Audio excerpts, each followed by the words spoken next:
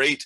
That actually helps me Oh to man. segue into one of the questions. I believe it was the first one. Now, as you noted in your during your story, we've noticed that for those of you who don't know what Goju is it's a hard and soft style of karate. Yeah. It's I'd say one of the more popularly known styles of Okinawan karate that many would come across. Mm. But for this one, this actually goes in a bit of a different direction. So this is actually question one. In your opinion, how would you say, as a as a hard soft practitioner, how would you say that softer arts, similar to maybe like Taiji, Bagua, for I guess for from a kung fu perspective, um, movements that train, I guess, slower than I guess your a kata from from your style, how would you say those softer arts would play in a defensive situation or a public safety situation, in different from say using Goju? Well, it's a really good question, and it's a question that's on a lot of people's minds these days too. Is the soft any good compared to the hard style like Kyokushin and Mm, Mhm. Shotokan? And compared to which I have somebody here teaching Rick, this guy named Rick. I forget his last name. He has a couple of books here, Tai Chi and Hung Gar and all that stuff. Well, I, personally, I would never leave Goju. And when I was studying, and this, I'll get back to exactly what you're saying to lead up. mm, Um, when I was studying for Fort Don Renchi, Sensei DeBezi made me go study a couple of other arts. Um, and I went and studied with Yamada Sensei at Kyokai on 18th Street, the Aikido headquarters. I used to do the early morning classes um, twice a week with him. For a year, I did that. Then I studied shiatsu to learn some of the points and manipulations and stuff without using the needles. And then I did some calligraphy and Japanese learning at the Japan Society, mm. Dag Hammarskjöld Plaza, across the street from the UN. I made friends everywhere, man. Yeah, man. It's all because of the Goju. Yeah.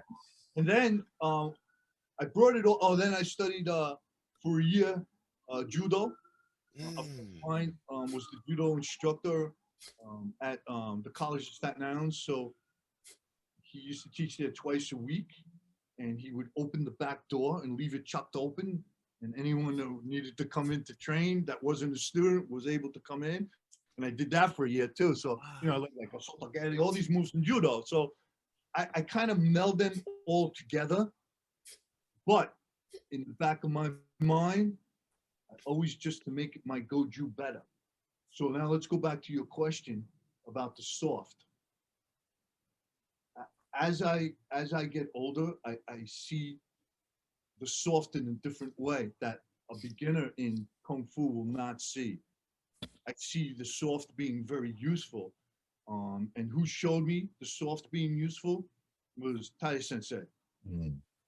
So back when I first started working out with him, I believe it was 1997, he came here a couple times, and he showed me something. And then I went to Okinawa, and I have it on video in the Jundokan. He showed me something on a short strike, where it's kind of similar to. Whoops, what happened? The meeting has been upgraded by the. Okay, so he showed me something that was similar to like the Bruce Lee 1-inch punch. Mm. But it's not, because Bruce Lee started from here and went in. What we're doing on the Makiwara is touching and then collapsing and hitting that way without ever losing contact. Mm. Mhm. Adding that to some of the movements with the koshi of the hips and the breathing. So Tazan compares it to a sneeze. So when you sneeze, your whole body goes, Right. choo, and for a second, it tightens up like a whip. Right. So if you can do that and lock out the heel of the foot and bring it up. Now, that's to me, locking out from the heel of the foot and becoming soft. You can't do it if you're tight. That's the soft I'm talking about. And at the end of your hand, it becomes very, very tight. So in other words, you're coming up this way Hold on. You're coming up this way and locking out that way. Mm. Using Koshi on the hip.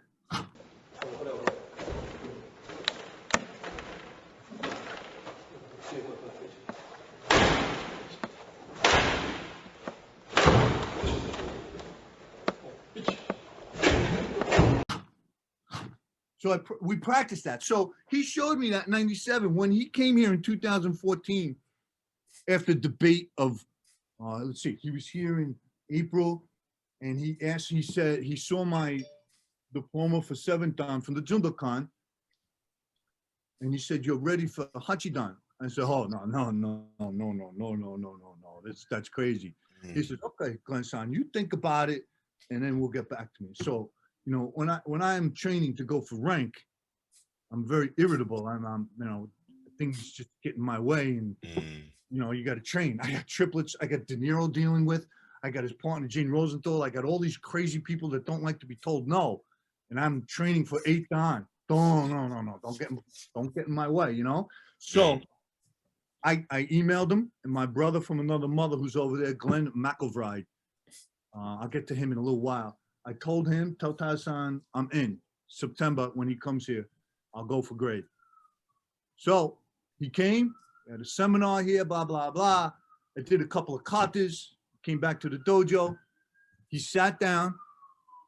It was like after he was here for a couple of days. And he go, oh, Makiwara. I was like, what?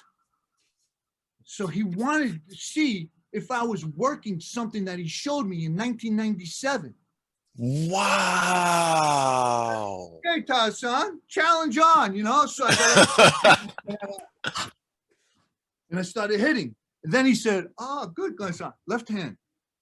I was working my left hand. So I did it with my left hand. And I started doing all these crazy things. He was like, oh, he handed me the diploma. That was the test. That was the whole test. Wow. And that's my idea of soft.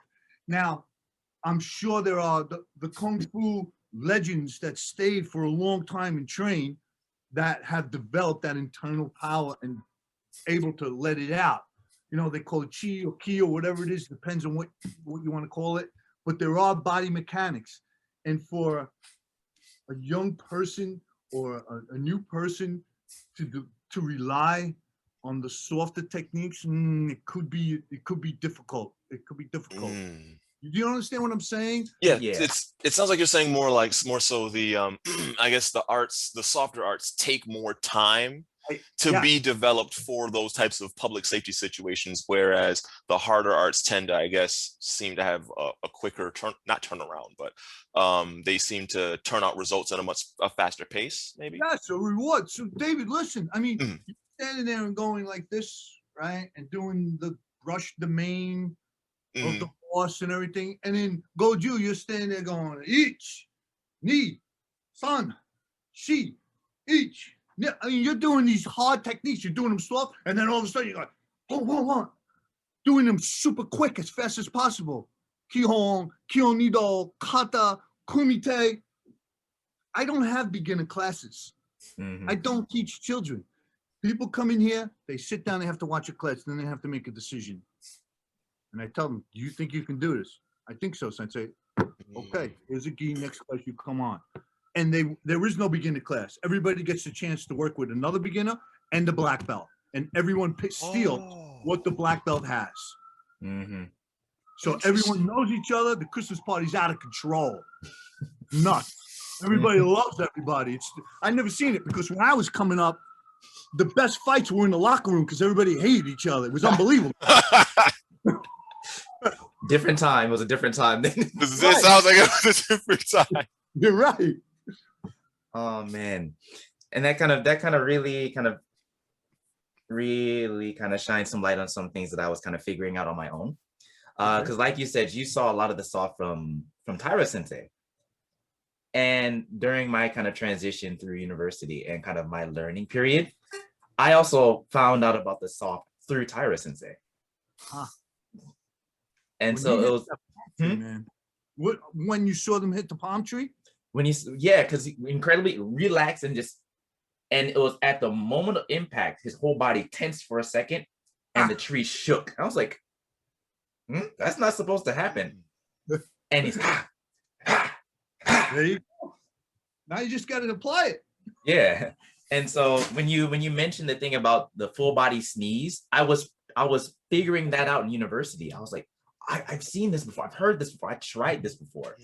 So it kind of shows that my path and my transitions have been kind of on the right path. And that's excellent, Manuel.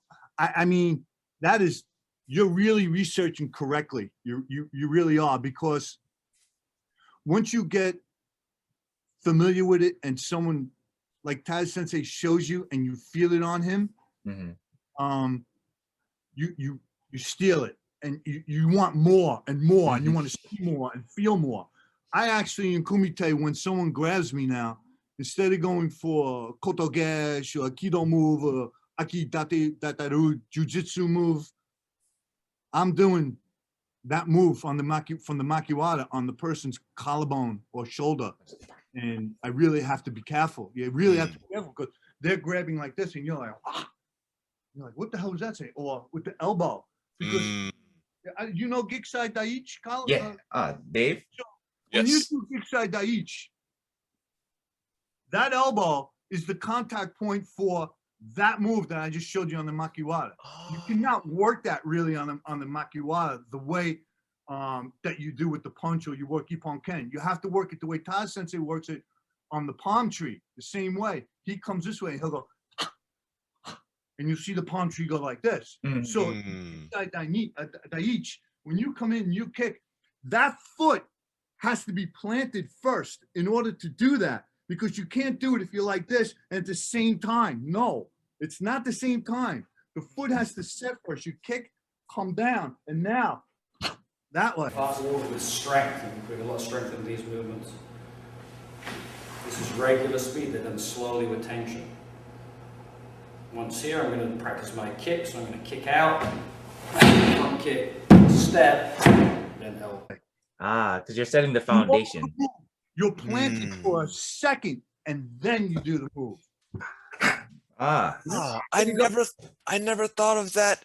I never thought about that when I used to practice Gekusai with Manny. I never really, actually, I think I always kept trying to do it at the same time, which is where I was thrown off. That's interesting. Yeah. So you have to be set. And then that way. And that applies to a lot of katas. I teach that, and I go into it heavy into Shisochin kata. Because it's easy for the student, by the time they get up to that point on Zenkotodachi, to see that you're going into it and then locking the hip into the arm. It's hard to explain if you're not here. So you guys should come here. Well, right, you're closer to Tarzan now. You should just fly. I'll just go to Okinawa. Yeah. Interesting. Go visit Glenn Sensei for me, Dave. I guess that would be me. I'm the one that's closest to New York right now. Come on up. Oh man, this is so awesome. So since we're talking about like the Goju and just like the influences, can we talk more about Chris the Bullet DeBasie? Like, who is he? Because there's no information about him in anywhere I've looked. Can't find anything on him. Who is he? Who was he? I'll give you the information about it. He was a Korean veteran, first off, airborne, 82nd Airborne. So he served in that. He grew up on Staten Island. He was born in Manhattan in the Lower East Side, but then came to Staten Island very young, before the Verrazano Bridge was built, obviously. He went to Curtis High School, but he started studying,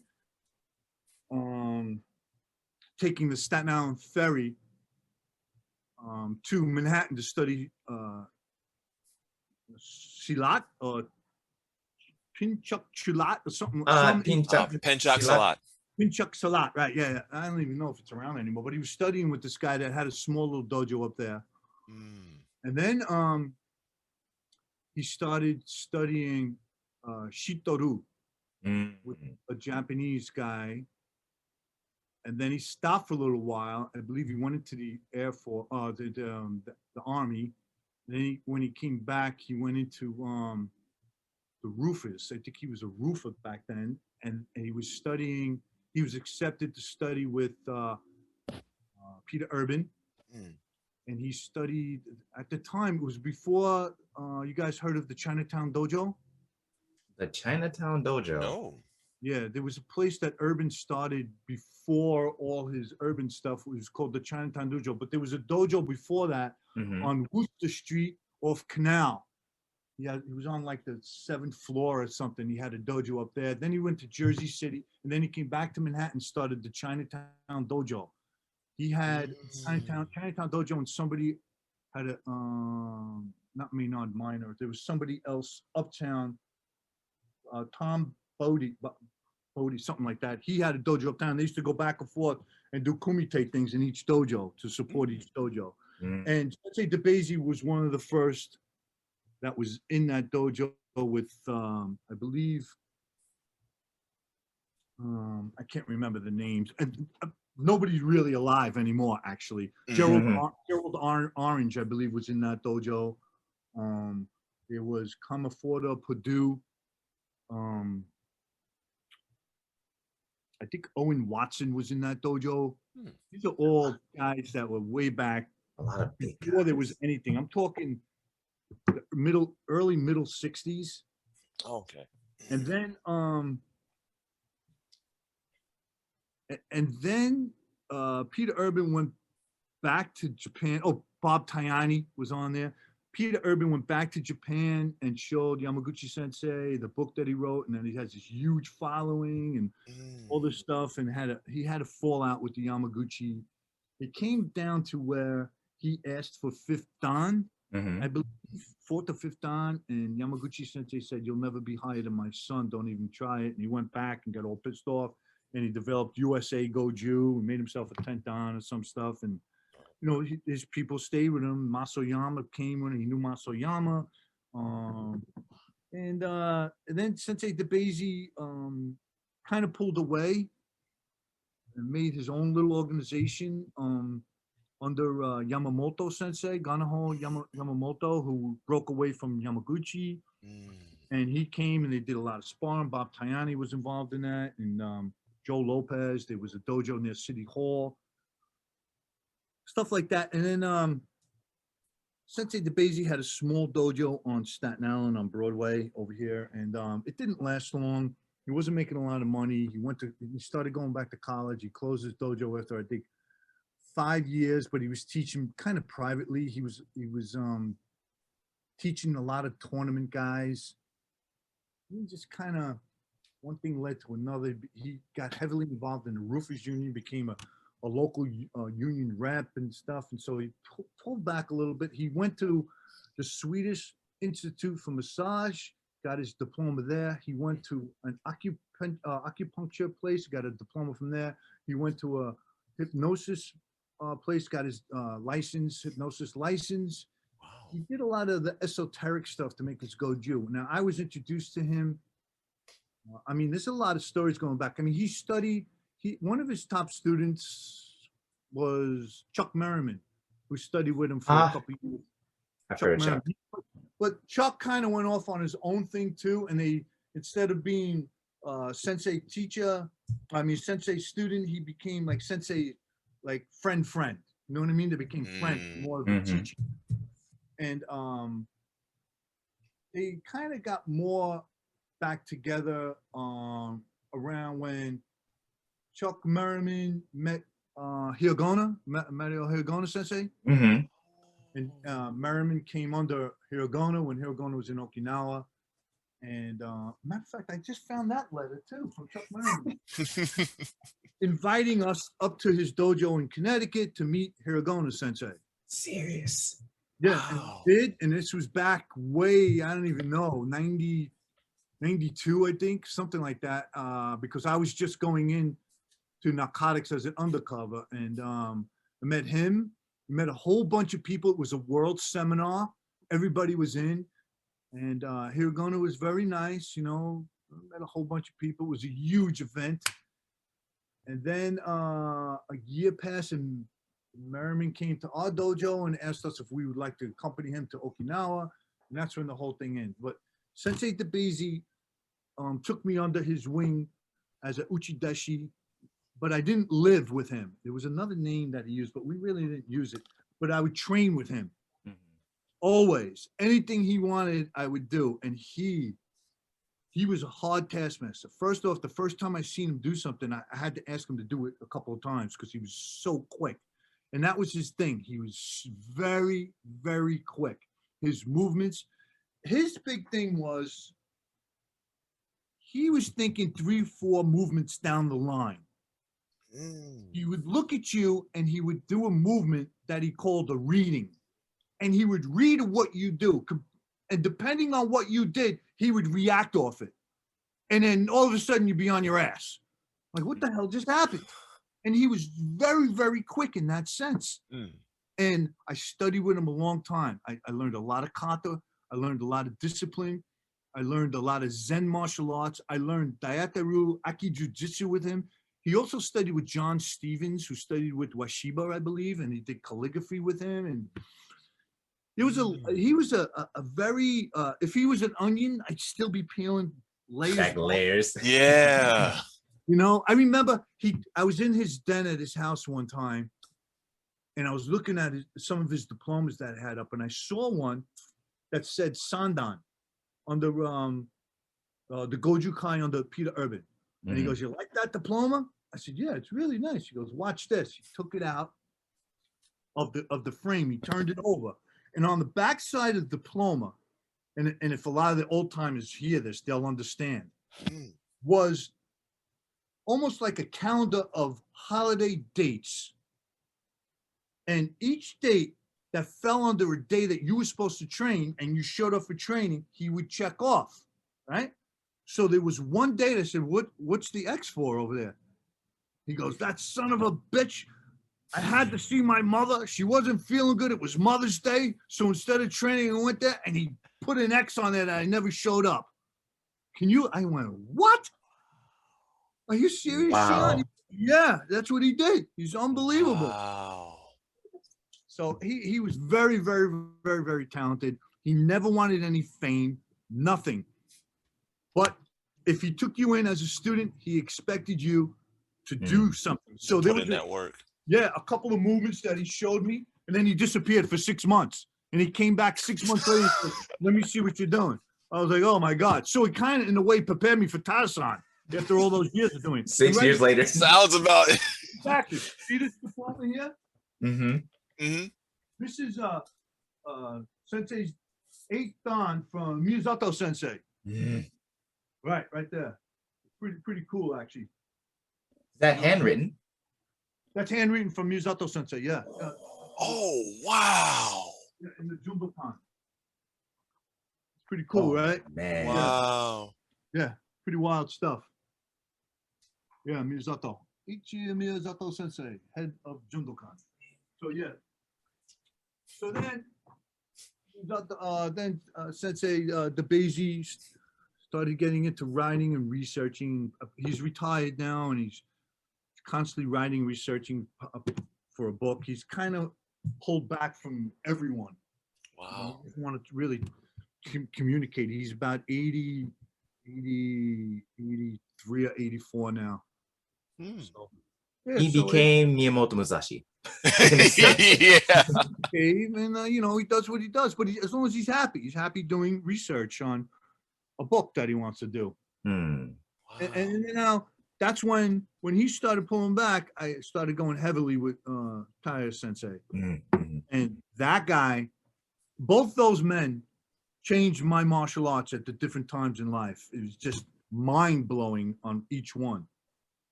Mind-blowing. And Tarzan is just an incredible person. A lot of people tried to take advantage of him because they thought that he wasn't on the computer when they made deals and stuff, and he is on the computer. I mean, the guy was an Okinawan cop for 35 years, I believe. He's a researcher.